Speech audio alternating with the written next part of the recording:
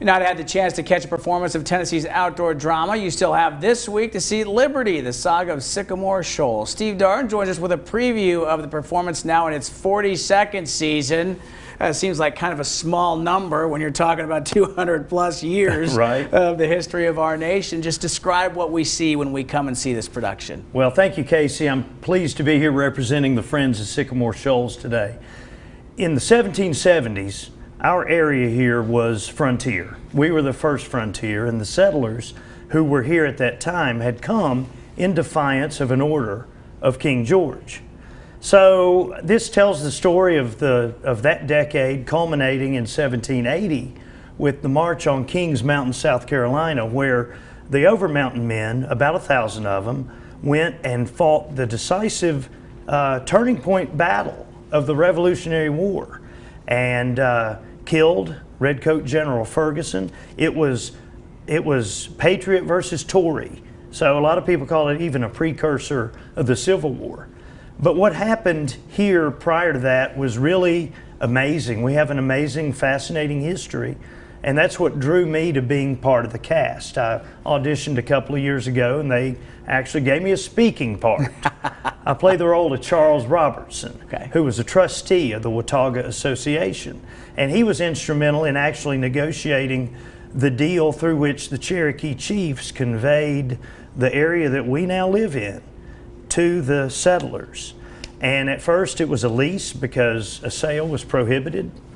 Of course, it would be prohibited since we weren't even supposed to be here. Exactly. But a sale was doubly prohibited. But that's how it all started. Describe the excitement, the pride, but also a little bit of pressure that goes with telling this story that's so important to our region, so important to our United States history. Right. Well, first of all, you want to be true to the history. And the script is true to the history. A few years ago, they had some characters that hadn't actually been here, who were significant, but hadn't been at Sycamore Shoals. So now, everyone you see in this production was part of it. And yeah, there is, you want to do it well. You want people to feel like they came away learning something they didn't know before. And one of the things that people didn't realize, or don't realize often, is that this is the site of the first free and independent government on North American soil.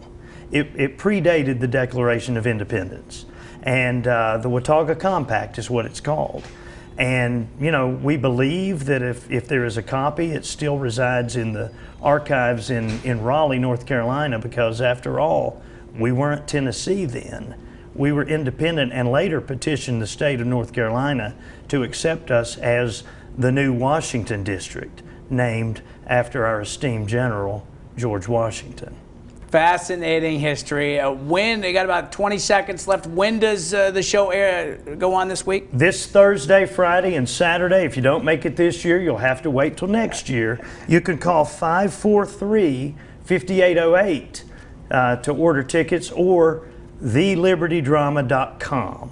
Please come see it. It's well worth your time, and folks have put a lot of effort into bringing this to you once again. And an important story as well. Steve, always a pleasure to sit Casey. down and visit with you. It's Tennessee's official outdoor drama. Fort Watauga Amphitheater, the site as the story comes to life with this year's final performances of Liberty, the Saga of Sycamore Shoals. Thursday, Friday, Saturday, 7:30 at Sycamore Shoals State Historic Park in Elizabethton. You can find the ticket information on that phone number or at thelibertydrama.com.